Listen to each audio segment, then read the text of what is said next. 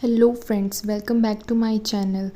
तो जैसा कि आप सब ने मुझसे पूछा था कि मैंने अपनी HPJBT कमीशन की तैयारी कैसे की है, तो मैंने आपको पिछली वीडियो में बताया कि जैसे मैंने सभी सब्जेक्ट्स को कैसे 3 पार्ट्स में डिवाइड किया।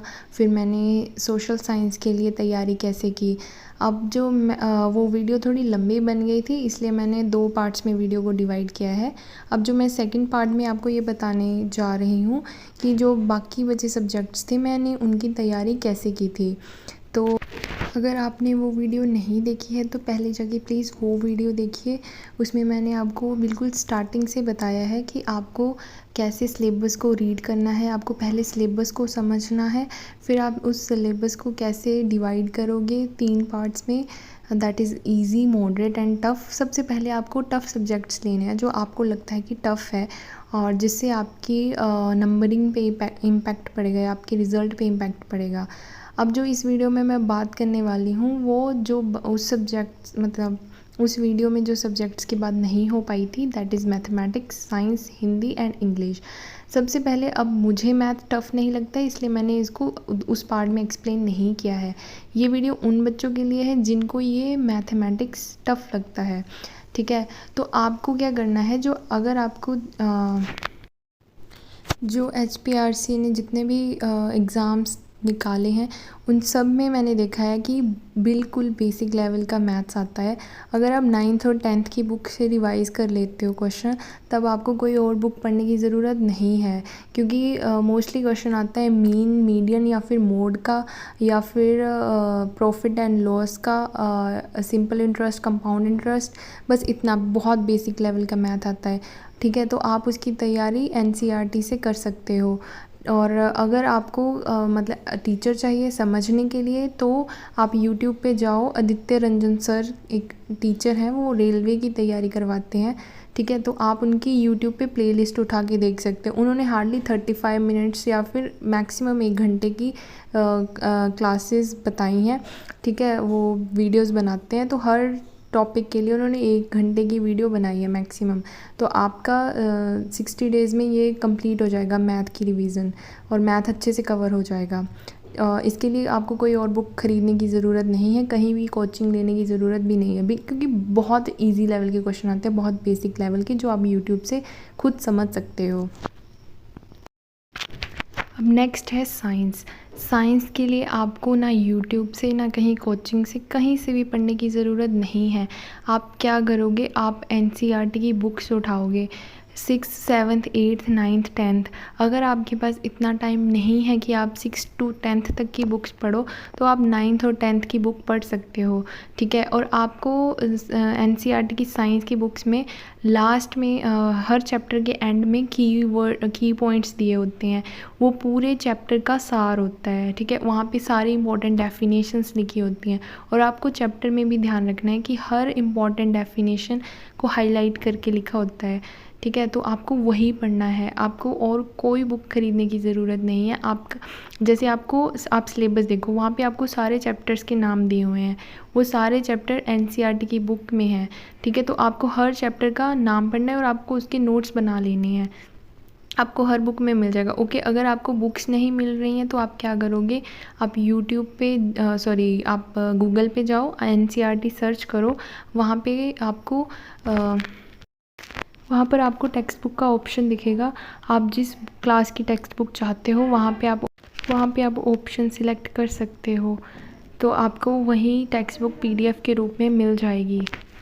अब बात है हिंदी एंड इंग्लिश की। अब हिंदी और इंग्लिश के लिए भी आपको कोई किताब लेने की ज़रूरत नहीं है, कहीं से भी आपको कुछ लेने की ज़रूरत नहीं है। आप क्या करोगे, आप यूट्यूब पे जाओगे, वहाँ पे जो हिंदी के टॉपिक दिए हुए हैं, हर टॉपिक पे आपको एक, जो रेलवे की तैयारी करवाते हैं टीचर, अब मुझे ऐसे कुछ स्पेसिफिकली किसी टीचर का नाम नहीं पता है, लेकिन आप यूट्यूब पे सर्च करोगे तो आपको मिल जाएगा। प्लेलिस्ट बनी हुई है, मैराथन्स बनी हुई हैं। अगर आप पूरी मैराथन देख लोगे हिंदी की, तो एक मतलब 3-4 घंटे की मैराथन होगी वो, उसी में आपका सारा जो टॉपिक्स हैं वो कवर हो जाएंगे। और बहुत बेसिक क्वेश्चन आते हैं, मोस्टली तो उच्चारण स्थान से आते हैं, या फिर ये व्यंजन कौन सा है, कुछ ऐसे ही क्वेश्चन होंगे वो।